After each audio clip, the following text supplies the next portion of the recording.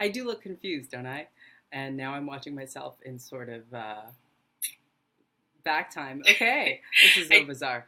Hi, everybody. I'm Francesca Maxime. This is Facebook Live, and thank God I'm a broadcaster because I know what it means to have a 5-second delay and get a little bit of feedback here on the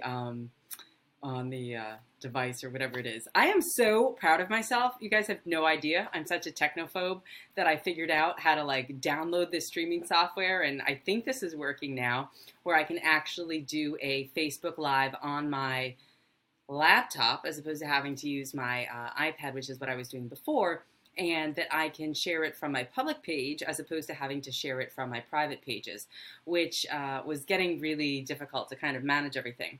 And I played around a little bit with the Google Live thing, which was on YouTube earlier. And I think that's why Facebook maybe finally let me do this or something. I don't know. Whatever it is, here we are. And this will be probably the last video that I will do today.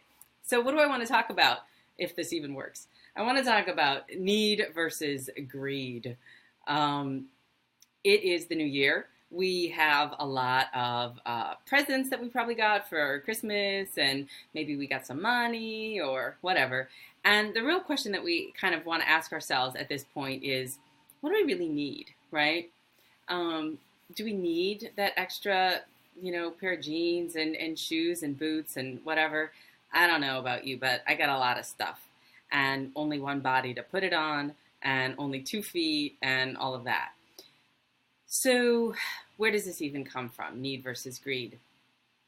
We live in a free country, Declaration of Independence, life, liberty, and the pursuit of happiness. We can go get it, right? We can go do it. And moreover, we're very much encouraged in our culture and in our society to go get it, meaning,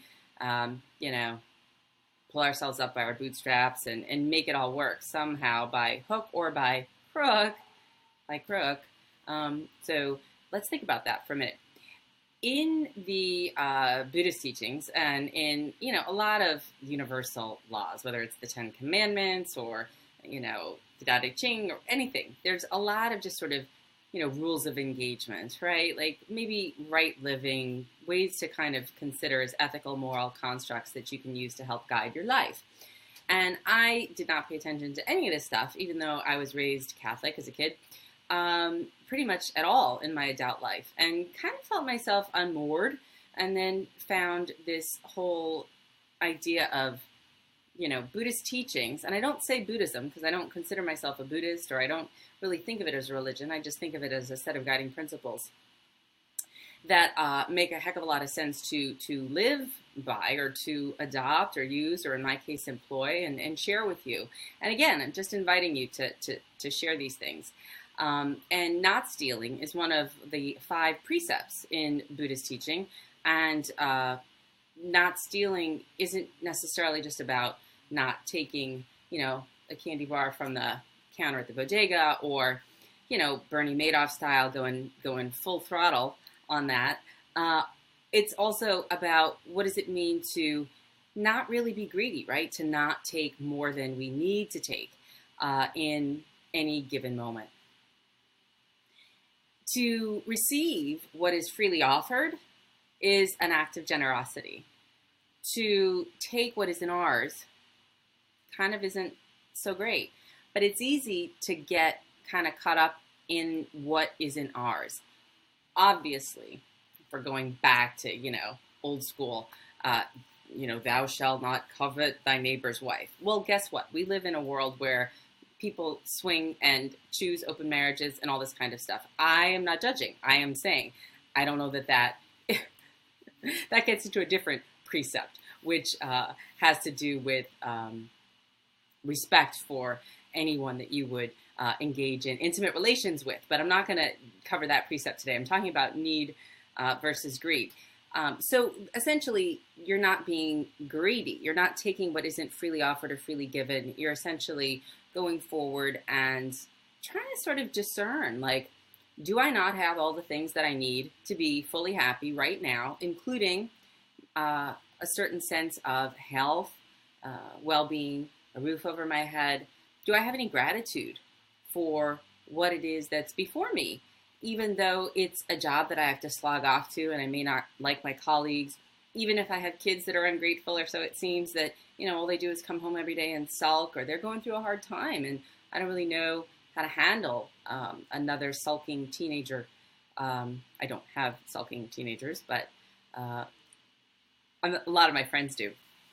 And so the idea of, are we being greedy? Do we need stuff or think we need stuff that we don't necessarily need? Can we be sufficiently happy in whatever it is that's in front of us right now, and always not be looking over our shoulder to say to our neighbors, I wish that I had whatever it is that you have, a bigger car, a bigger apartment.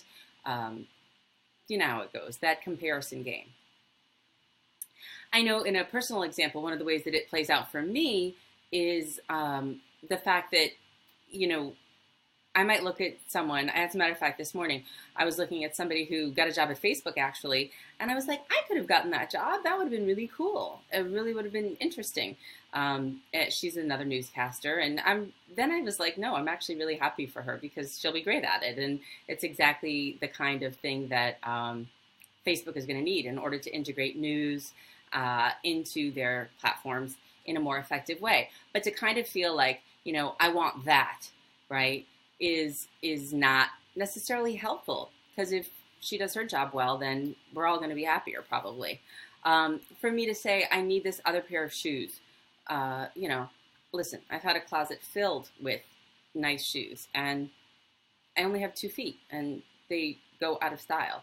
And who are we really feeding when we feed our craving for having more cute shoes? We're feeding, Madison Avenue, and we're feeding Wall Street, and we're feeding this sort of cycle of always wanting something that we don't have. I'm not saying you have to wear Crocs all day. I'm just saying that there's a certain limit to what it is that actually makes us happy. Because a lot of the times what I found in my own personal experience is when I'm trying to get something else that I don't actually have, I'm not in the present moment. There's no possibility for me to appreciate the fact that I'm breathing clean air. I don't live in, for example, I know Beijing is a city that has some air quality issues. I don't live there. I don't have to wear a mask. I can just walk outside and breathe the air. I can go into the park. I can be here and be well and not worry about those kind of things. Those are present moment situations that you don't enjoy when you're always grasping or looking ahead to something else. I also know that there's a lot of folks out there who say, life has not been kind to me. I don't have a wife. I don't have children. I don't have the money in the bank that I had hoped for.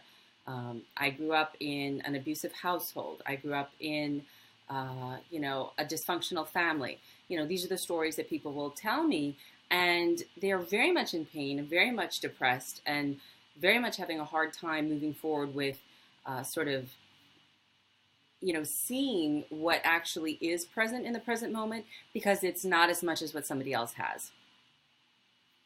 Now, I was told once by a wise woman that it's absolutely true that there are differences, right? Like, you can't compare yourself to someone who was born into a non-dysfunctional family, like a healthy family, right? There are going to be people who didn't come into the world with the same amount of,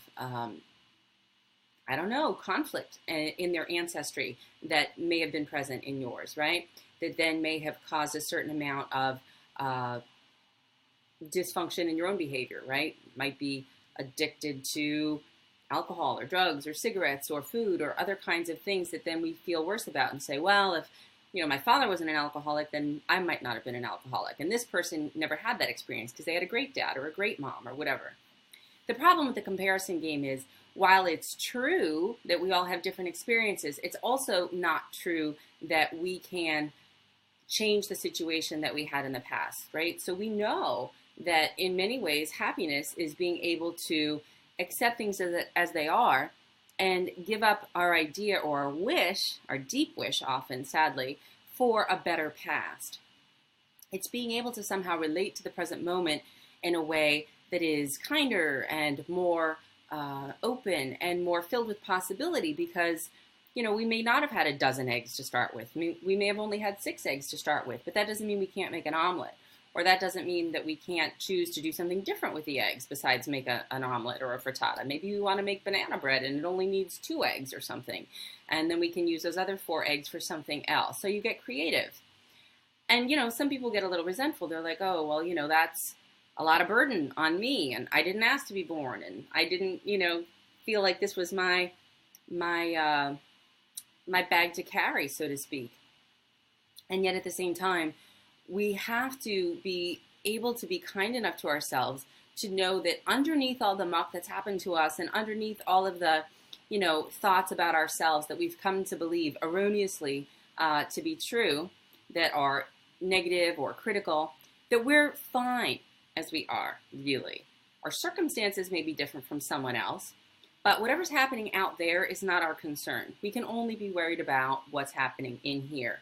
And so this idea of greed versus need, the more that we're able to, again, be happy with whatever it is that we do have, meaning if you can't, there's some phrase out there, right? Something about the one you love, then love the one you're with, or something like that. There's something to that. I'm not saying stay in a bad marriage or a bad relationship if it's really not what's right for you, and certainly not if it's abusive or whatnot. Have boundaries and treat yourself with respect. But this idea of going for something that isn't freely given and wanting more than we actually have, the great Zen teacher Thich Nhat Hanh says, we have all the ingredients for happiness right in front of us, but we just don't realize it. And I know it might be easy for me to say, right? Because a lot of people have ideas about what my life has been like or what kind of gifts that I've been given. And I've been given a lot of gifts, really, and I'm grateful for them. But only now am I really finally starting to appreciate them.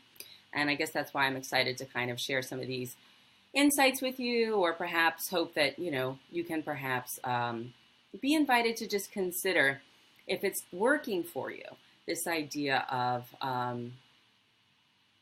sort of going for more than we necessarily need. Again, this is all based on one of the 5 precepts, which is not stealing from the Buddhist traditions, but, it's really just more about an ability to kind of accept things as they are and also be willing to be grateful for the little things, which I know sounds kind of didactic, but at the same time, if we can just sort of take stock every once in a while for the fact that we're okay and that what we're worried about oftentimes is off in the future or stuff that happened in the past, if we can just sort of sit in the moment, take a deep breath and say, hey, it's Tuesday, it's January, we have a new year ahead of us. Let's see what we can't make of it. Let's see if we can't start to relate to things a little bit differently and maybe have a little bit more well-being. All right, this was a first attempt here at this Facebook Live with my page using this new software that I downloaded that I hope is working. And I'm going to go, but I would love to hear from you about anything technical and also anything else that you want to share in terms of topics that you might like covered. If there's a specific time of day that you might like me to go live on Facebook, is there a certain length of video that might work for you? I try to keep it around 10 minutes, but sometimes I go long. Sorry. All right. Thanks, everybody. See you. Bye.